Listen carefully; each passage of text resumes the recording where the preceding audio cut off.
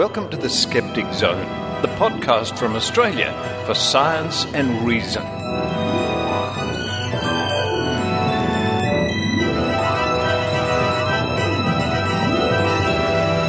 Hello and welcome to the Skeptic Zone, episode number 80 for the 30th of April 2010. 80. Good heavens. Episode 80.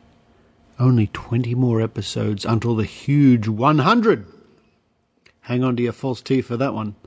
What a show we have for you this week. We're going to kick off with an interview that Kylie has done with such wonderful bloggers as Holfordwatch, Gimpy, and Brainduck. Oh yes, all will become clear. They're going to be talking about the work they've done in exposing Dore. Now, Dore was a program, sort of pseudoscience that was supposed to help dyslexic children and children with learning difficulties by getting them to balance and juggle and do all sorts of wacky things. Very interesting conversation coming up. That's followed by A Grain of Salt with Eran Segev talking to David Aaronovitc about conspiracy theories, conspiracies, all that sort of thing. But before we get into the show, for those of you who don't know, a good skeptic in Australia has passed away, sadly, Jeff Clark. Now, many of you will certainly know the name of Jeff Clark. He, with his son Theo, put together the book The Skeptic's Field Guide to Humbug, Spotting Logical Fallacies in Thinking, and the fantastic website Hunting Humbug 101. And the podcast too, of course. Very, very sad to hear that Jeff Clark has passed away, and very grateful for all the work he did with his son Theo in teaching us all how to spot logical fallacies. And I'll just hand over now to Kylie Sturgis, who will give a short report about Jeff. I first met Jeff Clark at the 2006 Australian Skeptics National Convention in Melbourne, Victoria. We were at the same table for the dinner, and I mentioned I'd seen his website, and I recognised his name when he introduced himself. We only talked briefly, but he remained in my mind as an example of an enthusiastic skeptic who was very keen to use the internet to connect with people, which was something that was very much in its early stages in Australian skepticism back then. I think he was surprised that I recognised his name from the online book Humbug, which was one of the few hits that I found when searching for what resources skeptics had online. Back then, Richard Saunders hadn't even started the Skeptic Zone podcast. It was only a year later that the Tank Vodcast began. I don't recall meeting Jeff after that time, but his son Theo presented at Skepticon, or the Australian Skeptics National Convention, in 2009. By this time, the Hunting Humbug podcast was well into development, and Theo reflected his father's enthusiasm by demonstrating the use of Google Wave and Twitter in his talk about fallacies, and there is an archive of that presentation featured on the site. Jeff was probably best known amongst fellow online skeptics as the co-host of Hunting Humbug 101, which is a podcast that provides a crash course in shooting down bad arguments, looking at fallacies from pseudoscience, science, misconceptions, politics, philosophy, and the media. After a second battle with cancer, he died earlier this month. I regret that I did not get to know Jeff Clark more, but he certainly contributed a significant body of material to Australian skepticism. Episode 35, The Best of Jeff, is available on the Humbug site. It also contains a link to all the back issues of the Australian Skeptic magazine, where he contributed numerous articles. The official site of Hunting Humbug is huntinghumbug101.podbean.com. Thank you, Kylie, for that. Very sad, Jeff Clark, Fale Jeff Clark. But let's press on with this week's show, The Skeptic Zone.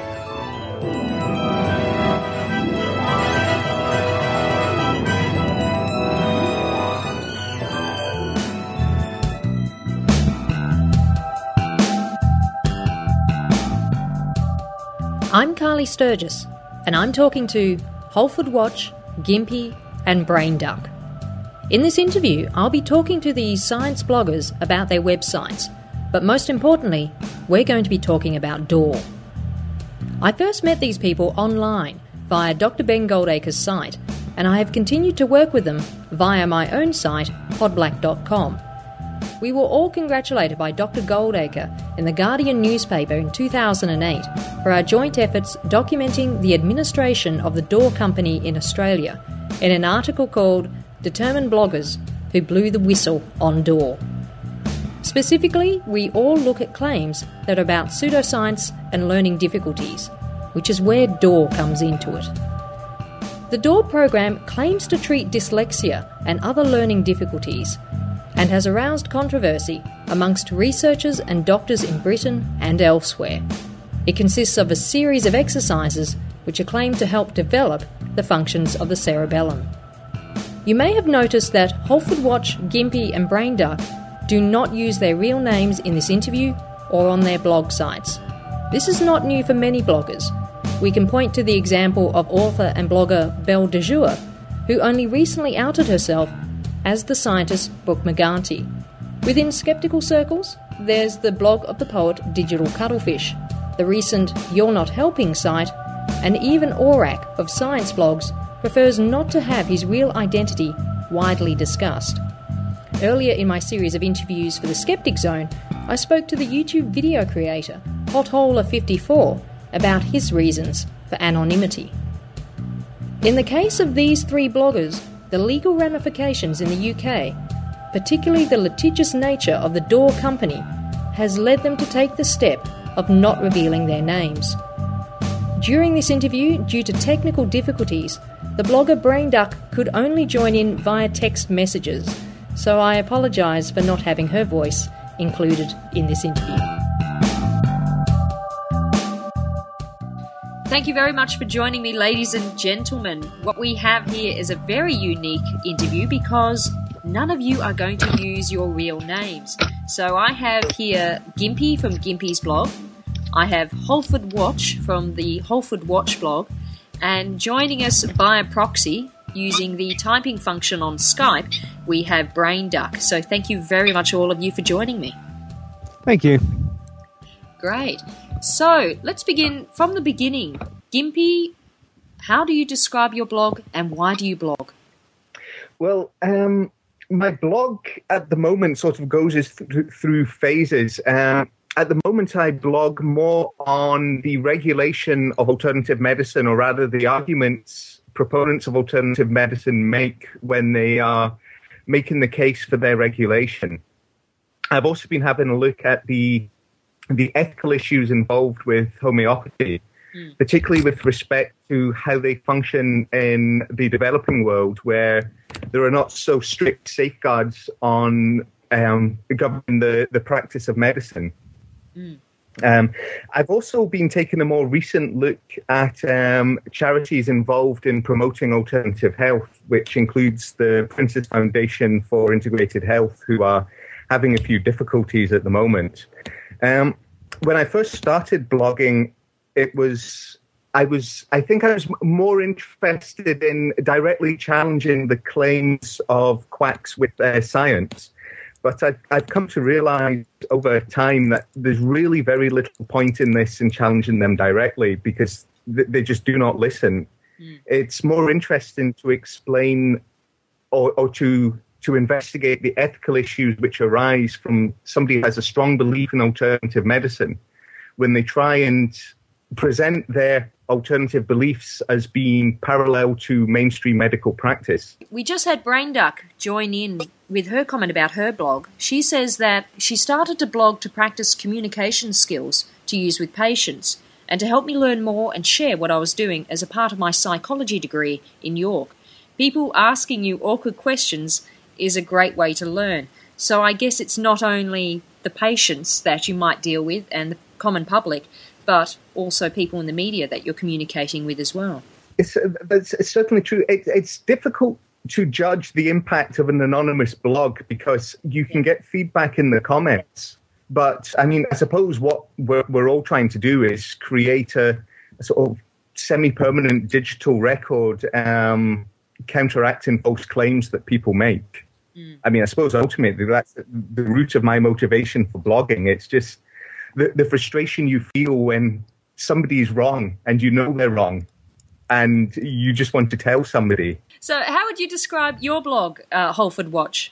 Actually, there's a few people contributing to the blog. It was set up in response to some quite problematic scientific claims made by the nutritionist Patrick Holford.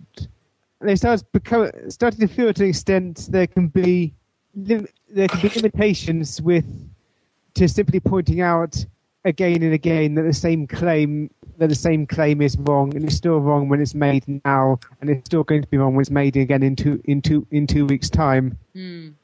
I mean, things like you still hear people argue against vaccination, complaining about the mercury in MMR, whereas it never contained it. It's been pointed out a number of times, but it still continues as a meme of sorts. So a lot of the blogging that we do now is around. It's kind of focused around health information and research, and looking at some of the representation, the practice, and the ethics of research, and the kind of broader impact this can have. So at least if someone's repeatedly making the same incorrect claim, it means that if someone blogs about this, if a journalist Googles them before writing a story on it, they'll at least be able to access a record of where the claims were made in the past, why it's inaccurate, and be able to question why the claim's still being made today.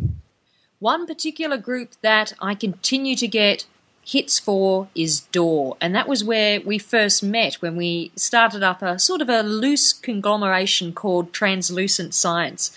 What led all of us to be interested in Dore in the first place? I have Duck down here with her response. I also started blogging about Dore because I was fed up with them trying to use people who pointed out that their research really wasn't up to scratch. They tried to sue parent associations, including Ausspeld in Australia, as well as individual parents and academics. And this over research, which I as an undergraduate could pick holes in. I thought there was something that smelt wrong there, and the closer I looked, the odder it all got. How do you feel about the experience, Gimpy? Well, actually, blogging about Dore is more personal for me, because Dore is a charity which claims to be able to, if not cure, then certainly alleviate the worst symptoms of various specific learning difficulties. And they've also expanded this to include Asperger's spectrum disorders and ADHD as well. Now, I have a variety of specific learning disorders, which mean I struggle greatly with my spelling and with my writing, with a pen or pencil anyway. A computer solves most of these problems. But when I was at school and growing up, I wasn't diagnosed until I was in my mid-teens. And I always had these difficulties at school that I was academically capable but perceived as being lazy, which I suppose is the classic way dyslexic people feel often before they're diagnosed. It was some time ago, so I think the ignorance on the part of my teachers at school can be excused, and I have no bitterness about it, but I think I have an appreciation for what it's like to struggle with specific learning difficulties. And what Dore do is to take advantage of people's struggles and to offer them sort of a false hope through their, what they called a miracle cure. Seems, and they charge an awful lot of money for this. It's normally around £1,000 for a course of Dore. And that is money which parents could be spending on things like computers and software to aid their children if they have these difficulties. So what makes me so angry about Dore is that they charge an awful lot of money for something which lacks an evidence base, and it takes advantage of people who are in a very difficult situation often. Yeah. How about yourself, Holfordwatch? How did you feel about it? In a way, there's huge numbers of treatment for very specific learning difficulties which don't have a good evidence base. But what made Dore stand out for me was a couple of things. Firstly, the way they've been so successful in attracting media coverage marketing what they do as something with scientific or research basis to it. So, for that reason, I thought there was merit to challenging what they do. Whereas for some treatments, which are just one person in their shed with some slightly strange ideas, may not have been worth spending the same amount of time criticising. But also, I think along some of the lines of what Gimpy was saying, I think there are aspects of Dore which are really particularly problematic. There's not good evidence that Dore is anything than a placebo, but it's not a particularly nice type of placebo either. There's real difficulties and a real opportunity cost with getting a child, particularly with getting a child to do these exercises for 10 minutes twice a day for a couple of years. Particularly as some children with specific learning difficulties may especially struggle to do this. And as Gimpy mentioned, it's not a cheap program either. The cost can be incredibly significant for the families or individuals who choose to buy into this. And to do that to clients, particularly to do that to children, just does not seem good. No, it's very much targeting those who are quite vulnerable in society. Duck has added to this, Dore basically screen for children who are always going to do well. They choose only those whose parents can keep up the regular twice-daily treatments and demand 95% compliance with treatments. Even HIV medication does not get that. It's a huge opportunity cost. So she's certainly agreeing with you there, Holfordwatch. She adds, they pretend they have lots of scientific evidence and sell it as being very medical. But this is just not the case. They've taken some very decent basic research at Sheffield and pushed it far beyond where it can be justified. I was going to say, one of the interesting things about Dore, as with many alternative medicines, is that the people who practice it and those who believe in it, they are very genuine. I mean, they genuinely want to help children who have these difficulties. There is no doubt about that. But the trouble is, I think they lack an understanding of how medical research, scientific research works, where it's not simply enough to have a good idea that you've fooled yourself into believing is true. You have to establish an evidence base that can be replicated. And this leads on from Duck's point about them taking the scientific evidence and pushing it beyond the point at which it can be justified. They were almost looking for confirmation of their beliefs from this research, and they just take it too far. And I think that because they don't want to abandon their ideas, that occasionally leads them into problematic behaviours. Duck has added to that. She says that they claim to treat very many conditions when their original research was not even on children who have dyslexia. They say that if you get better or worse during the treatment, it's down to Dore. And if you get better for 2 years after finishing Dore, that's down to Dore too. So, child gets better at something in 4 years, then it's still because of Dore. That seems really quite overwhelming, certainly, in terms of trying to challenge what is going on. And it's worth mentioning that parents may also put additional resources into education. So, for example, child does Dore, parent subsequently pays for personal tutor, and child gets better, which is supposedly because of Dore. The other thing that's quite striking with Dore's use of scientific evidence is they make questionable steps at a number of stages. So, firstly, there's some interesting evidence around dyslexia and specific learning difficulties in the cerebellum, but nothing definitive to prove that that's the cause of it. But then a second step they take is to argue that because they believe the cerebellum plays this significant role, that they've got that particular exercises are going to be able to treat it.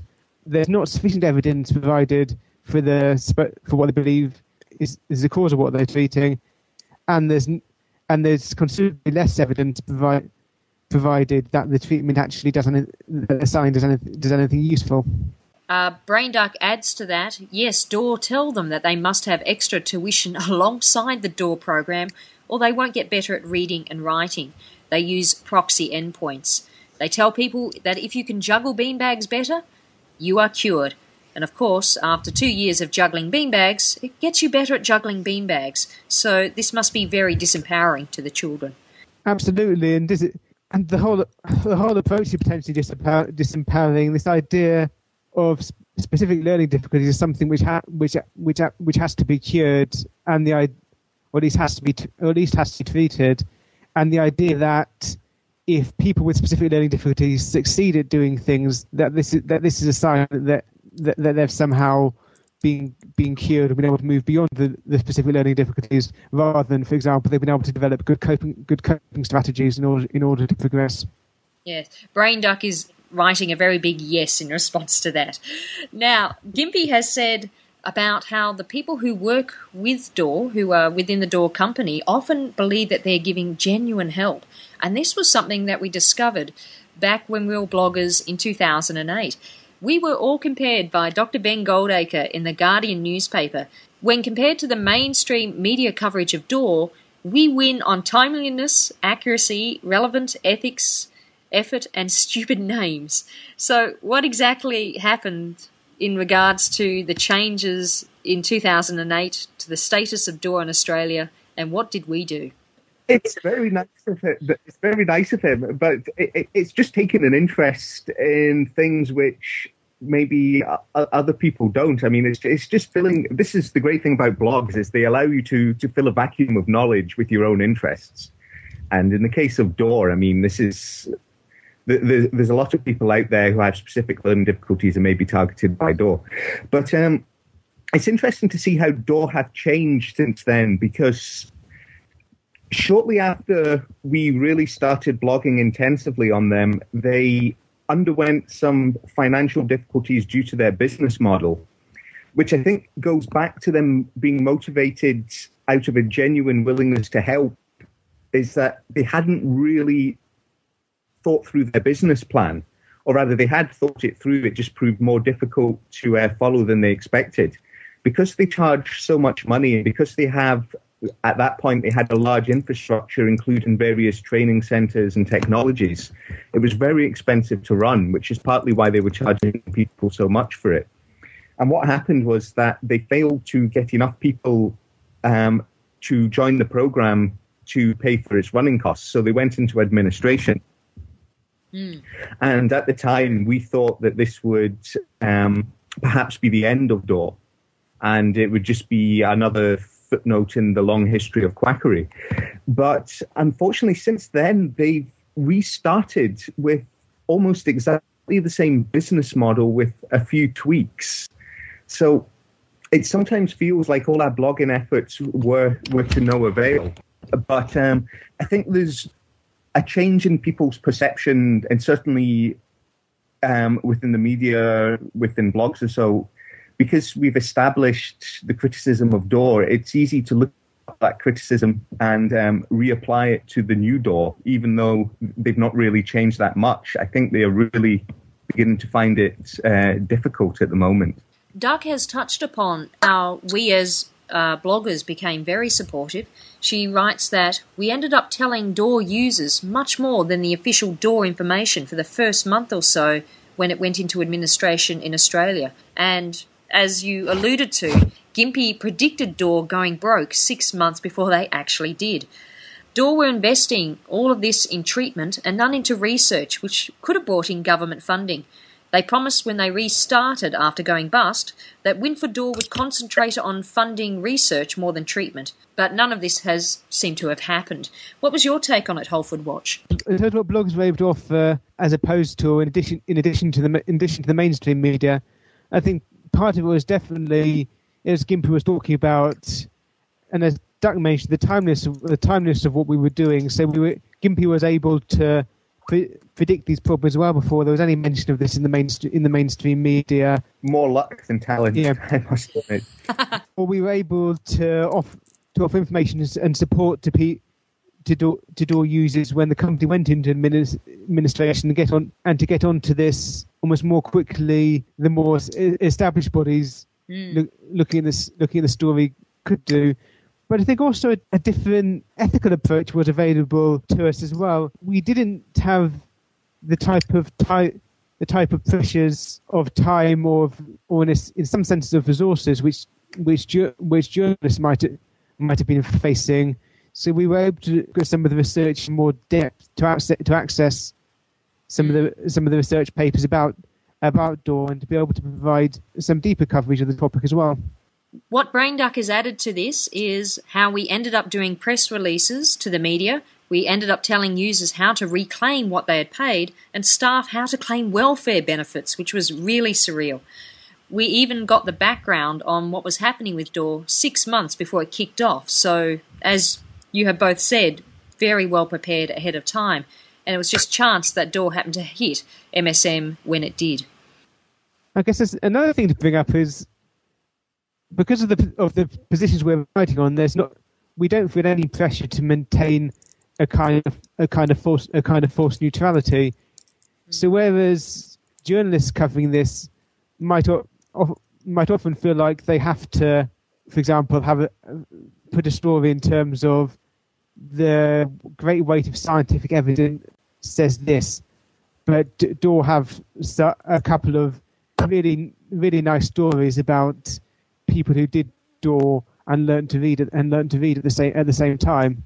We're able to offer a much stronger account of what the evidence on the topic does and doesn't show, without feeling the need to construct this kind of false balance, which lots of mainstream media outlets are pushed towards. Brainduck adds in that we don't have to worry about being sued. This improves coverage a lot. My lecturers can't talk about Dore in public much, and they have to watch their words carefully. She believes she doesn't. Do you ever reflect upon the fact that we had the example of Simon Singh getting sued for what he said? Well, I think Simon Singh was in a very lucky position, as well as being an extremely brave man, in that he had both the willingness to defend himself and the finances to defend himself. And unfortunately, most of us don't have access to his kind of money. So I think this is partly why certainly I blog pseudonymously. It's just to reduce the chance that somebody may consult a lawyer rather than the comment section of my blog when they have a disagreement with me. Yeah. But, and certainly Dore do have a long track record, as Duck has said, of using threats of legal action to suppress criticism. Hopefully Simon has changed things for the best. I mean, there are still the legislative problems with libel law, but that is a matter for the next government of the United Kingdom. So I hope it will improve. But the internet does offer a great deal of anonymity if you want to offer up criticism, which is usually a good thing. I mean, certainly libel laws are definitely a concern. And even after the Singh case, the type of costs that you incur if you get sued go way beyond what any typical person could afford. I mean, the Singh case was only part way through, and I think he ran out of about £200,000. Wow. Works both ways to an extent, of course. If the person suing is also running up huge costs, then the odds of the person they're suing even having money to pay costs aren't that great. As I say, even winning the case, it looks like Singh's lost a large chunk of 2 years of his life. Yeah. And even if he gets costs back, it's likely to be about 40,000 down, which in itself as well is way above the average annual income in the UK. Brainduck adds to this that Dore went after several leading dyslexia academics. They should be able to show that they are right by research and not by libel law. So, I mean, this is always the trouble with alternative medicine, or the wealthy proponents of alternative medicine anyway, because the evidence base is so lacking. The courts are a relatively easy way of ensuring that awkward questions aren't asked. I mean, it'd be nice in a perfect world if everybody could debate the strength of a position on the basis of the evidence supporting it. Yeah. But some people have to be out kicking and screaming to do just that. It is now quite some time after 2008. What has changed with Dore? It gets a bit complicated because, as we know, Dore went into administration and then a new Dore rose from the ashes. And the new Dore was still quite uncertain of where they got the money and how they bought the old version of Dore's intellectual property rights. I am investigating it, and I do hope to blog on it soon in the next couple of weeks. The only trouble is there's a UK election on at the moment, so I will be looking into who is behind the new Dore. But as I said earlier, their business model seems to be roughly the same as the previous Dore, which raises serious questions about the financial viability. I mean, they use the same theories. They seem to use the same sort of infrastructures. You stand on your wobble board and you throw your bean bags. They have a few new web-based methods of assessment. But what is interesting is that the new Dore, who are now called Dynavol Limited, or they were called Dynavol Limited up until January of this year, have now become what is called a community interest company. Now, this is a sort of unique structure in the UK for businesses whose main aim is to improve the community, basically. I mean, I think this goes back to the people behind Dore being pretty genuine in their desire to help people. But what this does is it offers tax breaks and it reduces the liability of the shareholders in the event of administration, which is an interesting issue given Dore's past. But it also limits the ability of shareholders to profit as well, which I think on the face of it does give this new version of Dore maybe an increased moral standing, at least, to this and say, we're in it because we want to make people better, not for the money. But that's never really been an argument against them. The argument is simply, it's a simple question of efficacy. Does Dore work? If it doesn't work, then why are you charging this money for it? I'm trying to find out why they haven't submitted their accounts. They have got a legitimate extension on this, but they are not responding to inquiries at the moment. Brainduck adds that Dore could afford much better PR than a bunch of bloggers. If it wasn't for Ben Goldacre, I doubt we would have even been noticed much, however right we are. But when people have this information, they do change their behaviour. There was a fantastic program in Australia, Four Corners, the behaviour business, which when Dore filed for bankruptcy, we could see cut their customer sign-ups by half, leading Dore to go bankrupt in Australia and not restart when it has restarted in many other countries. Dore seem to have responded to this by using soft PR, using case studies. They've even taken the nonsensical Borsal Common research off their website. It now has pictures of smiling children, not white-coated doctors.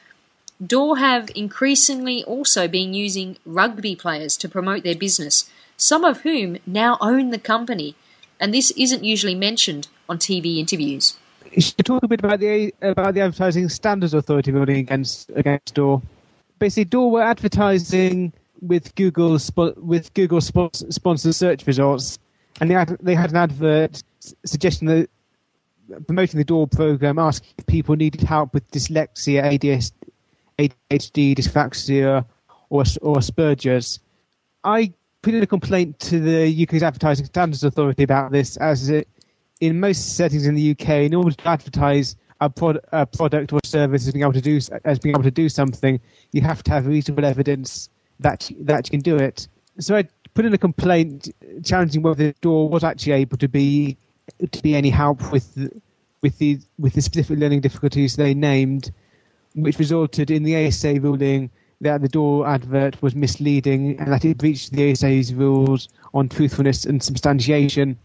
Effectively, the ASA asked Dore what evidence they had that their program could work to help with these conditions. Dore submitted what evidence they could. The ASA found that the evidence they submitted wasn't robust enough to support the type of claims that Dore was making, and therefore upheld the complaint against them, which effectively means that they've taken the time to assess the evidence Dore was able to provide and found is not sufficient to support the type of claims that Dore's making. However, as Gimpy's pointed out, Dore have since then continued to make these types of claims. One of the things about modern technology, we now have access to Twitter, and BrainDuck adds, we've also had to put in complaints about several claims by Dore on Twitter where they've claimed that they treat the root causes of dyslexia. So we're continuing to watch on several different fronts now, I guess. Definitely. I suppose one of the things bloggers can do is where companies use these new media in attempts to generate good PR or to generate attention, bloggers often be quite well placed to respond flexibly to this. So what do you also recommend, Gimpy, in terms of what people can do to help raise awareness? It's basically about telling as many people as possible, whether that's through the media or on Twitter or through the blog and so on.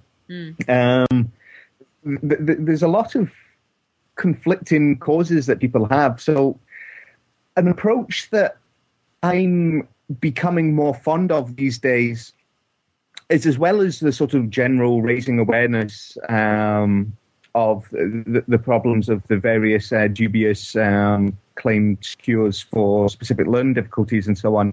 But going back to what I said at the start, it's also about the regulatory structures that are in place to prevent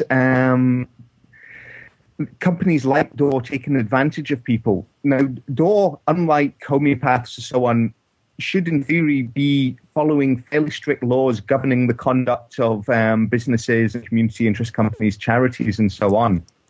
So one of the ways to challenge Dore is to bring to the attention of the regulators their conduct as a means of increasing the sort of regulatory scrutiny on them to make sure that they are behaving appropriately.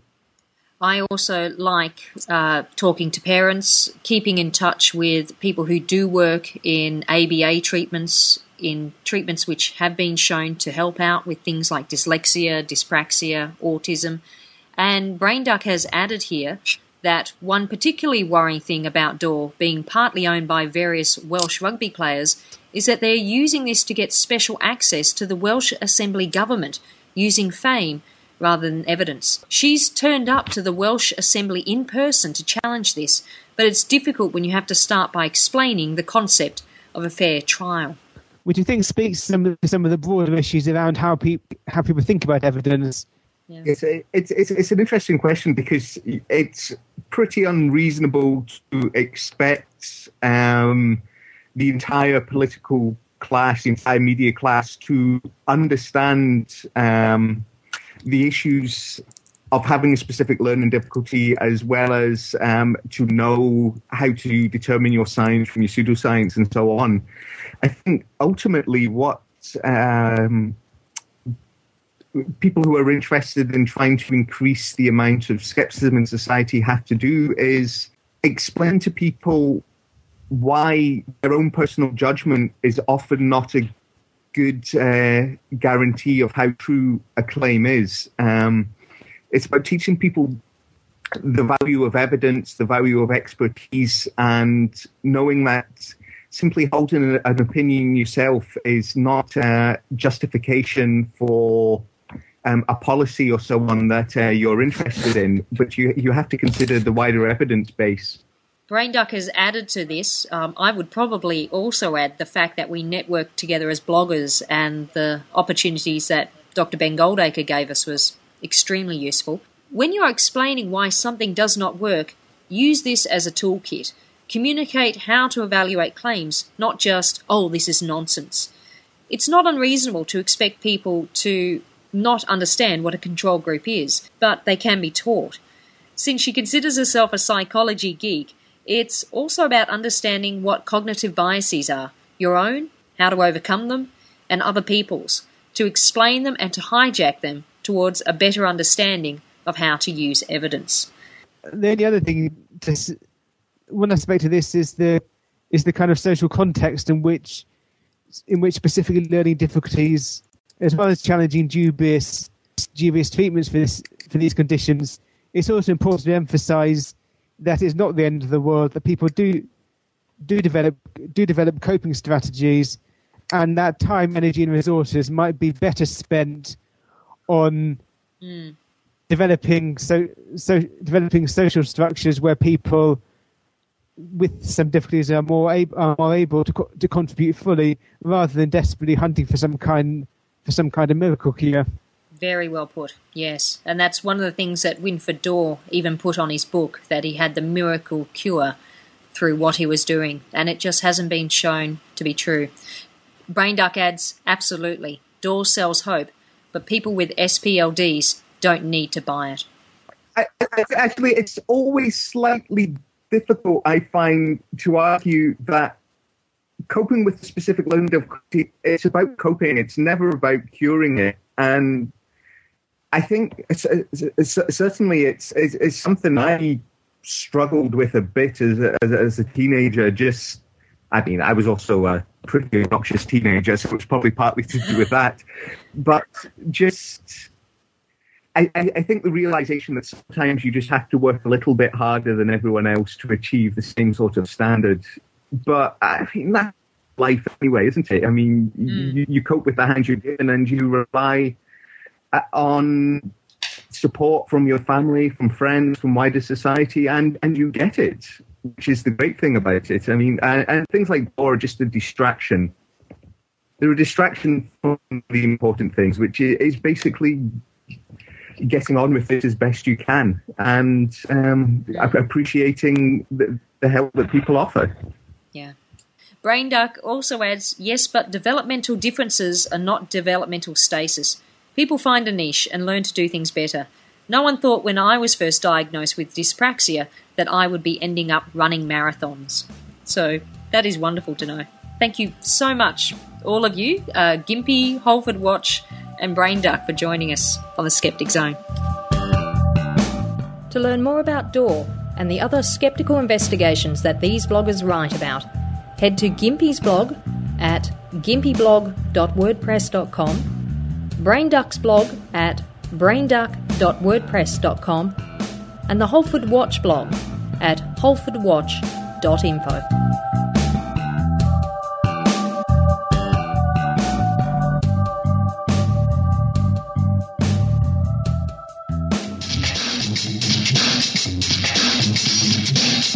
This is Desiree Schell, host of Skeptically Speaking. Check out our website at skepticallyspeaking.com and listen to us live on CJSR 88.5 FM in Edmonton, Alberta, Canada. I now return you to the Skeptic Zone. Grain of salt. Grain of salt. Grain of salt. Let's all take this with a grain of salt. Here's Eran Segev. Grain of salt now. Grain of salt. You gotta take it with a... David Aaronovitc is a journalist with a regular column in the Times newspaper. He's also a broadcaster, a documentary maker, and the author of 2 books, the latter of which is Voodoo Histories, about the role of the conspiracy theory in shaping modern history. David, thank you very much for joining me on the Skeptic Zone. You're more than welcome. Could you tell me a little bit about your role as a journalist? Because when we spoke before recording, you told me about a few of the things that you're interested in. And of course, you're interested in conspiracy theories, but that's not your only interest.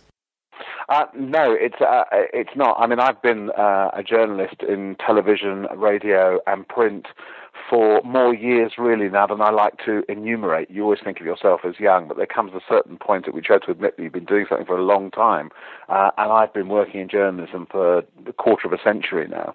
And I'm mostly interested in international affairs, politics, culture, and the media, and the interrelationship between them.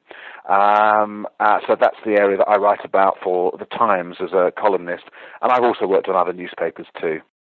Now, you wrote a book about conspiracy theories, of course. The introduction of the book is titled Blame Kevin, and it describes how you came to be aware and skeptical of conspiracy theories. Can you tell us how that happened? Yeah, absolutely. I mean, I've increasingly been very interested in why people believe what they do. This is largely because I was brought up in a household of communists. My father was a full-time worker for the British Communist Party, and in the 50s and 60s, and I've spent a lot of time, and my next book actually will be an exploration of that world. But that business of why people choose to believe what they do and about commitment and so on has always fascinated me. But one aspect of it that began to interest me a lot after 9/11 was the area of hoaxes and conspiracy theories. In other words, how people would choose to believe what seemed on the face of it to be absurd things, and how intelligent people would believe absurd things. Now, there was a particular cause, moment which made me say, yes, I feel I kind of need to write this book. And this was when I was with this chap called Kevin, a terrific guy. We were filming in Tunisia together for a BBC program, which was about how in tourist destinations, the tourists can go about their business completely unaware of the bad treatment and torture of local dissidents. And so this was a kind of difficult program to do because the Tunisian secret police were watching quite a lot of the places where we were going and so on. And so Kevin was a kind of ultra-reliable, ultra-sensible and intelligent guy to go with. He was acting as the cameraman, and we had to travel down from the north to the centre of the country, quite a long way. And it was on this journey that he suddenly turned around to me and started talking about the moon landings, the moon landing of 1969. And he asked me what I thought about it. And I said, well, I'd seen it on television when I was a kid. And he then went on to tell me that I hadn't, that it had all been mocked up in a stage somewhere, and that the evidence for this lay in a series of discrepancy about the photography and so on. And then said, what do you think about this? And I said, well, my first reaction before I know anything about it is I feel instinctively it would have taken a lot more effort to organise a hoax moon landing than a real one. Much easier to do the real one.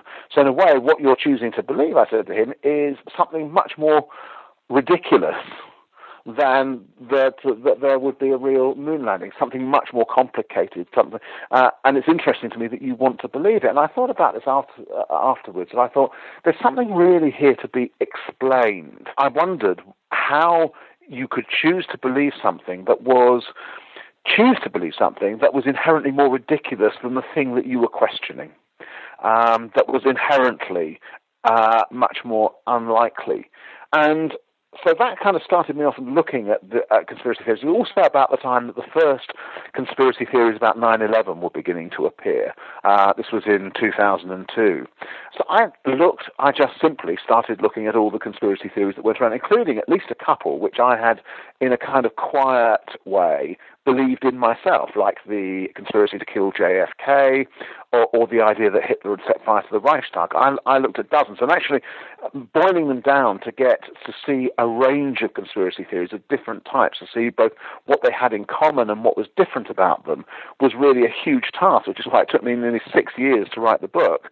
It took me a very long time, but it was fascinating, and I could easily have extended the book to include urban myths, or extended it to include conspiracy theories not in Western countries but in other countries too, and so on. But there were so many that boiling them down was a real kind of labour that I got through it in the end. Now, before we actually go on to speak about the specific conspiracies that you cover in your book, you discuss in the book several possible definitions of a conspiracy theory, and you chose one definition. Can you tell us what it is and why you chose it? Yeah, well, essentially, it is, if you like, the adoption of a less likely theory as being the most likely theory. That's essentially what a conspiracy theory is. I mean, the one thing that you can say about conspiracy theories in entirety is that they tend to abandon the role of accident and contingency in human life, and to give agency, deliberate agency, to almost everything that happens. So in other words, to conspiracy theorists, the First World War was deliberated upon by somebody, and its outcome decided by somebody. Whereas a historian would see it as a combination of a huge number of disparate incidents which combine to create a particular event. So all the time, although conspiracy theory is usually a huge simplification, it is also a huge overcomplexification at the same time, if you see what I mean. It manages at the same time to be both. So conspiracy theory is essentially a decision to believe a less likely version of history. That's pretty much what it is.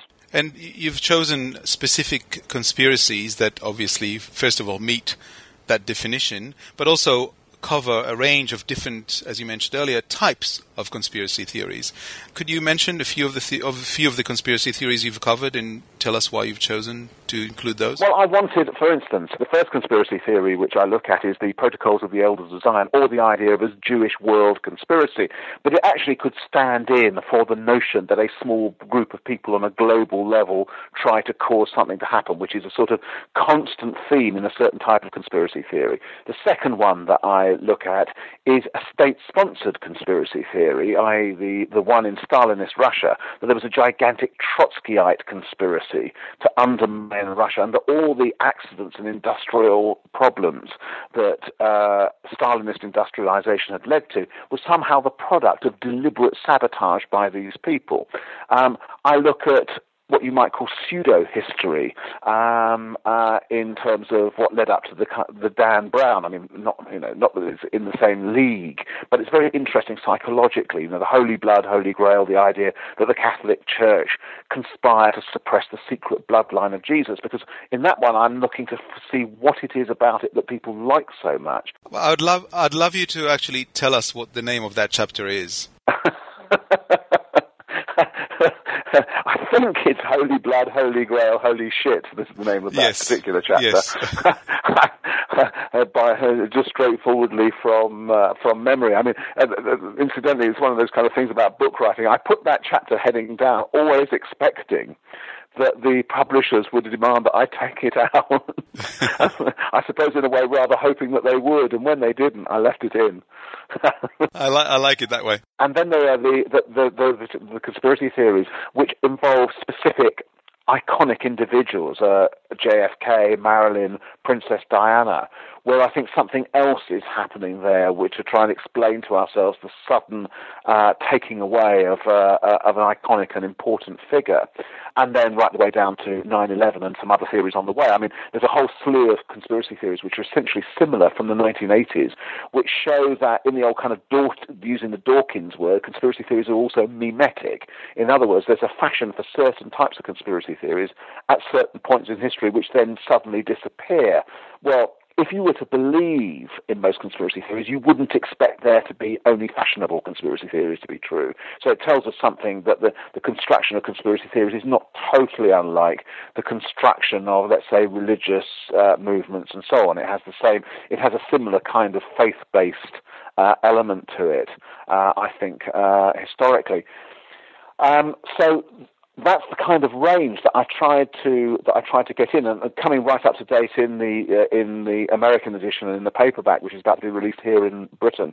Also, the anti-Clinton and anti-Obama conspiracy theories, including the Bertha conspiracy theory, which show that conspiracy theories also can often be a matter of the rationalization by the politically defeated of their own defeat. In other words, the idea that somebody like, as Republicans, you only lost because of the devilishness of this man Clinton, or the incredible fiendish capacity of this terrible man Obama.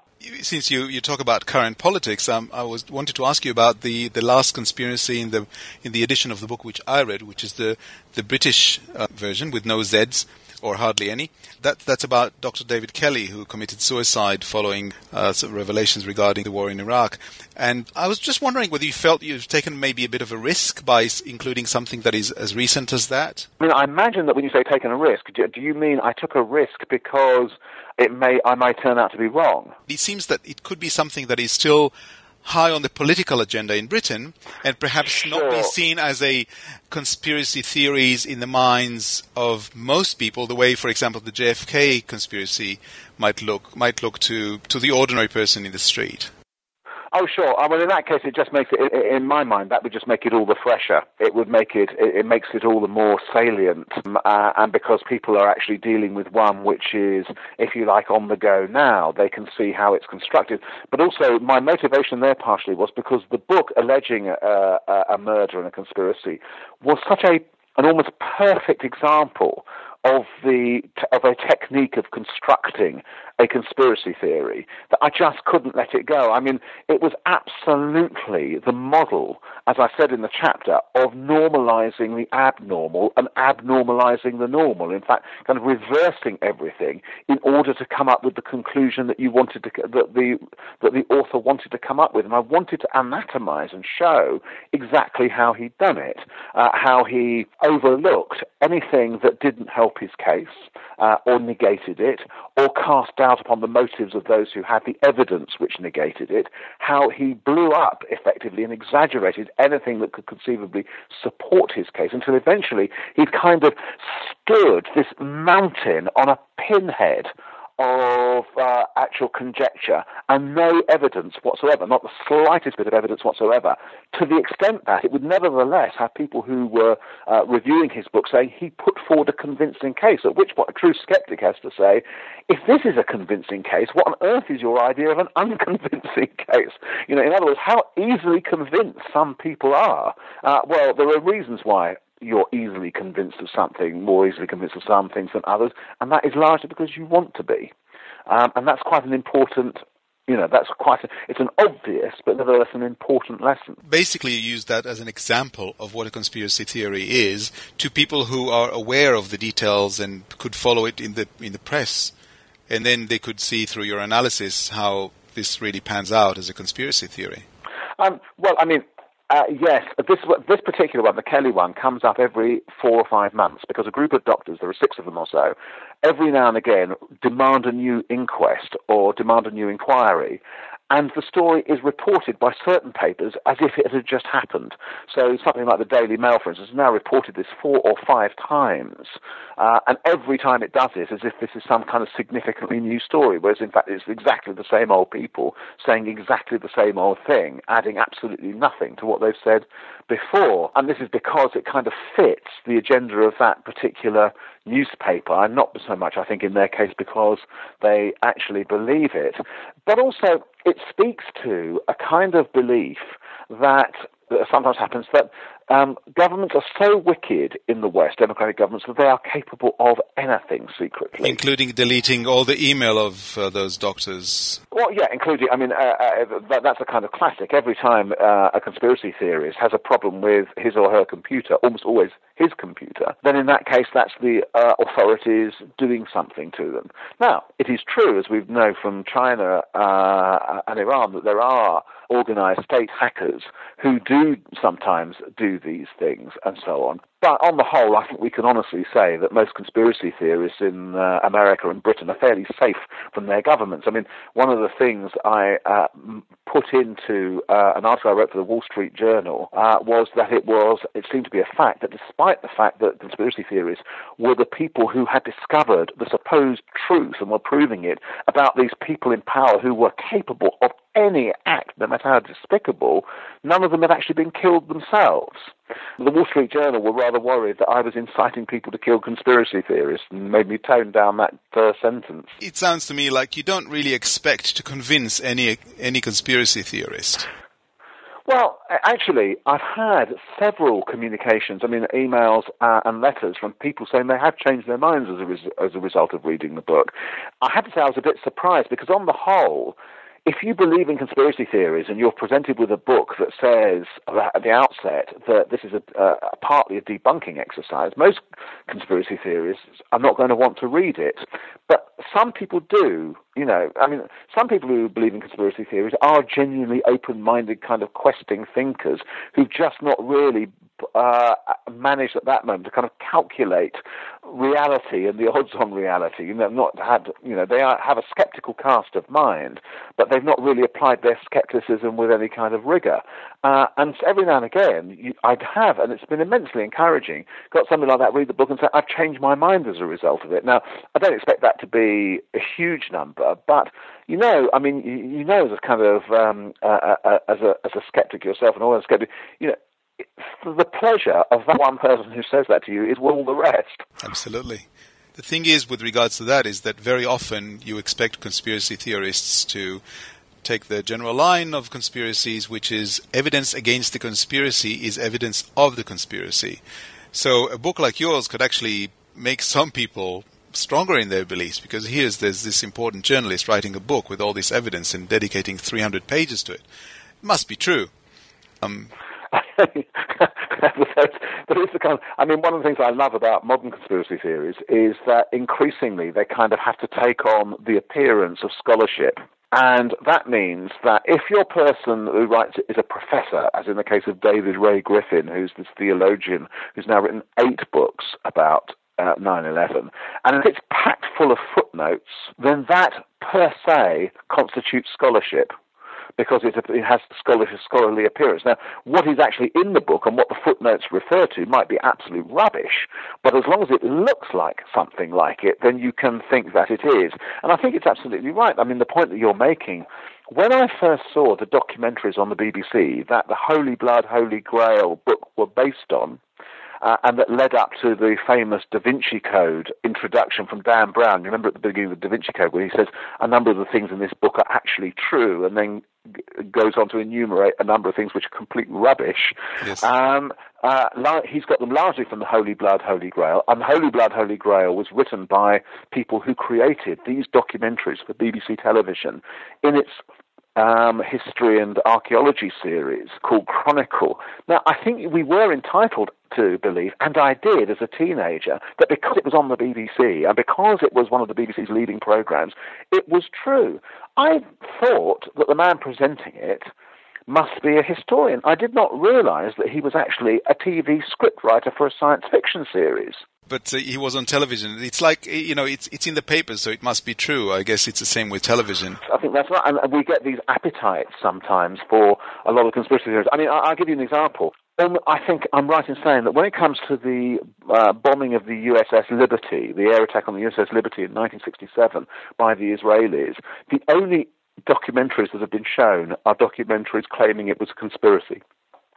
Nobody has ever, I believe, made the documentary showing the truth, what I think is almost certainly the truth about it, which was that it was a case of mistaken identity. Now, I wanted to ask you, what is it about conspiracy theories? Because there are people who are not only self-professed skeptics, like Jim that you mentioned in the last chapter, the guy who was with you in the school board, but who are really very skeptical in many areas of life, but they buy into one very specific conspiracy theory, and they might even laugh off other conspiracy theories and would definitely have a general skeptical attitude. But this one conspiracy theory, they just really buy into it. This guy that you mentioned was an interesting kind of skeptic, because actually he wasn't a skeptic at all, but it was a form of self-description.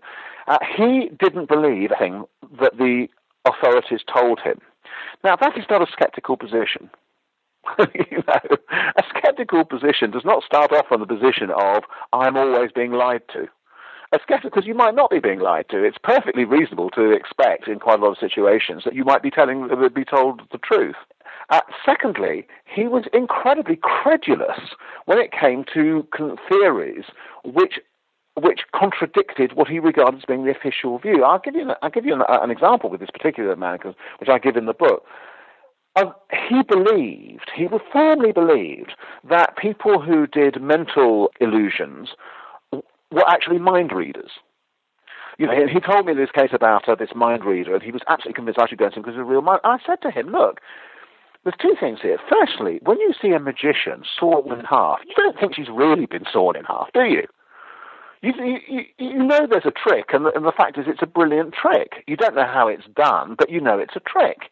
I said, well, exactly the same happens when you get one of these mental illusionists. And I said, the other thing is, the clue lies in the word illusionists. That's why they call themselves illusionists, because it's an illusion. Yet you want to believe it's true. In other words, he was no kind of a skeptic.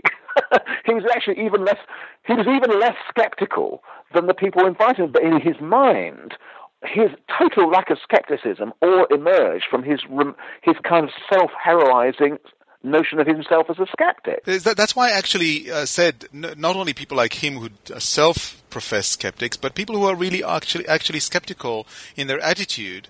I do make that distinction because I do know that a lot of people will say something like, I'm skeptical in general, or I used to be a skeptic, but which is we hear that a lot. But I'm actually wondering about people who are skeptics. Do you encounter that? Yeah, no, I think I mean you can see in a way why it happens. I mean, because governments do sometimes lie, or companies exaggerate, people cover things up, and so on. Now, you can decide whether or not you think that those such things are lying and deceits are habitual, and you can decide whether or not you think you're likely to get away with them, or whether things are too complicated for people actually to have planned out and so on. I mean, that's sometimes in the mix.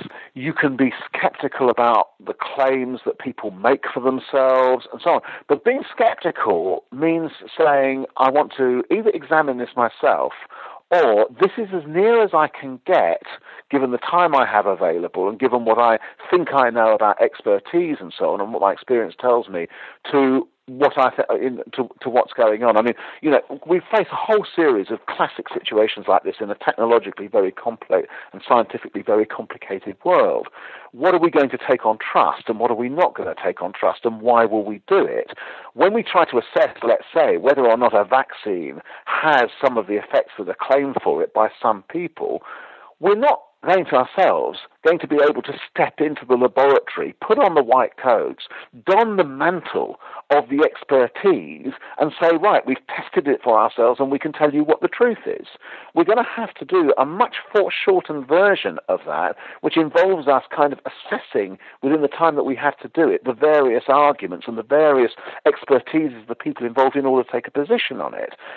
That's where the true skeptic must stand. The true skeptic is not somebody who says, I seek to achieve a state of Olympian knowledge of everything. This is impossible. Absolutely. Now, we've started talking about skeptics, and I wanted to know that do you think of yourself as a skeptic? Like most of us, I regard myself as the one true skeptic. Okay. don't we all? We kind of, in our kind of. Yes, I do.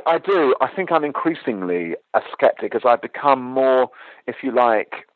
I mean, I started off fairly doctrinaire politically because that was my inheritance, and I think that experience has led me to try and form, if you like, a properly skeptical cast of mind, including knowing when I may need to take things on trust, because that's important too. When I just to put it, I mean, in its kind of obvious context, when you step into an aeroplane and so on, you put yourselves in the hands of the pilot. You choose to do this dozens of times over. This is a rational thing to do. Otherwise, we couldn't actually achieve anything. But, if there were sort of a series of extremely bad air accidents which were unexplained and so on, it might be a less obvious thing to do. So in other words, I think of myself as a proper skeptic. I mean, I have to say my claim to being a great skeptic would be strengthened if I had more scientific knowledge. I mean, I'm a classic product of the division between the arts and the sciences, in the sense that I had nearly no scientific training whatsoever, and I have had to look at people who I trust, whose instincts and whose approach to life seems to me to be properly skeptical, in order to, in a sense, kind of understand where I might appear on that spectrum. Let's take kind of somebody like Ben Goldacre, who's somebody I admire very much, and people like him. I don't know the things that Ben knows, and consequently, so in a way, being a skeptic, having a skeptics movement, partially means a little allowing bits of it to have expertise for you, which can seem like a slightly unskeptical thing to do. Before we end, there's one thing I wanted to ask you, maybe a bit of advice. One thing that skeptics often find difficult is when dealing with true believers, is how to treat them with respect, because often their beliefs are so patently ludicrous that you can't help but lose a bit of respect. Now, your book is very entertaining, often funny, but it is also very detailed, and at no point in time through the book do you dismiss claims on appearance only. Now, can you suggest to skeptics out there how one might be respectful of a conspiracy theorist without writing a 300-page book? Because obviously not all of us can do that. Well, I mean, the first point is, as I said to you earlier, I have been not a conspiracy theorist in the sense of kind of active in it, but a believer in certain conspiracy theories. You know, maybe in the case of JFK, because I once saw a documentary which mentioned the magic bullet and so on, and also because I found the idea of the conspiracy a more interesting story. I actually liked the story better. It was more satisfying. I mean, that's one of the things to remember about quite a lot of these stories, is that they are actually better stories than the truth. And a lot of us, a lot of the time, are attracted to the better story than the truth. I mean, let me give you a tiny example of the way we tell stories about ourselves. And it was pointed out to me by a number of friends of mine who work in psychoanalysis or psychotherapy. People are continuously giving back histories to things like their illnesses, or anthropomorphizing the weather. You know, it always rains on my birthday. Or let's take football supporters, for instance. The referee doesn't like my team. My team always gets the bad decisions against it. Or we always are scored against in the last minute and so on. A whole series of notions in which we, if you like, impose a narrative and an agency on actually a series of fairly random events. So, in other words, what I say, you have to have respect of people because we all do it. If we recognize within ourselves always the tendency and the desire for the better narrative and for faith, I think it becomes much easier to deal with people who take that the next stage forward and make those a kind of systematic part of their lives. In other words, they're just doing what we do, but more so. Now, of course, sometimes the thing becomes more urgent. We'll take the example of Jim Carrey and MMR. Jim Carrey has decided to make a major campaign against the MMR vaccine. If he's successful, kids will die of measles who don't need to die. You need to be very, very firm with Jim Carrey and people like him about the consequences of his way of thinking. I mean, but you also recognize that it partially comes out of the experience that his girlfriend had with having an autistic child and so on, and the desire that we have to have an overarching and clear explanation for the catastrophes that happen to us. David, I think we've run out of time.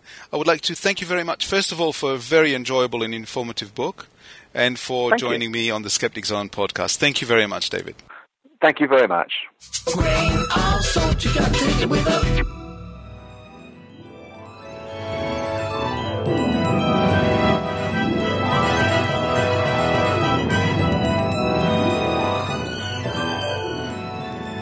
Thank you for listening to The Skeptic Zone. Now, a couple of little announcements before I go.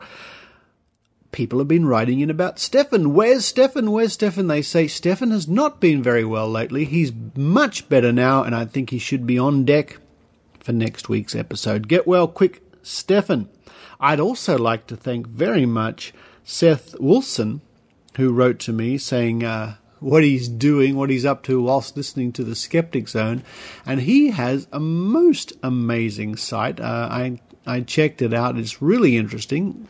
Seth does all sorts of crazy things with modelling body parts for medical or surgical simulators. It's just fascinating. Check his site out at www.realsculpt.com. That's REALSCULPT.com. Thanks, Seth. I really got a kick out of looking at your website. Great work. Also, don't forget to check out Rachel Dunlop's blog, The Skeptic's Book of Poo-Poo, skepticsbook.com, for the latest information about the vaccination scare here in Australia with the flu vaccine. Very interesting. And finally, there's been some controversy lately on the Skeptic's Guide to the Universe about a certain imitation of Samuel Hahnemann and Brian Dunning. It's a bit of a complicated story. Apparently some people think that Brian Dunning is the voice of Samuel Hahnemann, as heard on the Skeptic Zone. Some people thought it was all sorts of other people. But I'm here to tell you, it wasn't. Oh, Brian. I'm sorry people thought you were Samuel Hahnemann. It's to get back at you for all those terrible Australian accents. Anyway, thank you all for listening to the Skeptic Zone. Thank you for everybody writing in, telling us what you're up to while listening to the Skeptic Zone. We just love it. And thank you to those people who contribute with donations or subscribe. Very much appreciated. The big countdown to episode 100, but until next week anyway, this is Richard Saunders with many thanks to the Skeptic Zone team, signing off from Sydney, Australia. You've been listening to The Skeptic Zone. Visit our website at www.skepticzone.tv for comments, contacts, and extra video reports. The Skeptic Zone.